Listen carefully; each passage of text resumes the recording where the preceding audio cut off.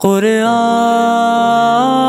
قرآن حضور صاحب لولاق صلی اللہ علیہ وسلم کا فرمان ہے اقرأ القرآن فإنہ یأتی لیوم القیامت شفیعا لأصحابہ، قرآن پڑھا کرو، یہ اپنے پڑھنے والوں کا قیامت کے دن شفیع بن جائے گا، شفاعت کرے گا۔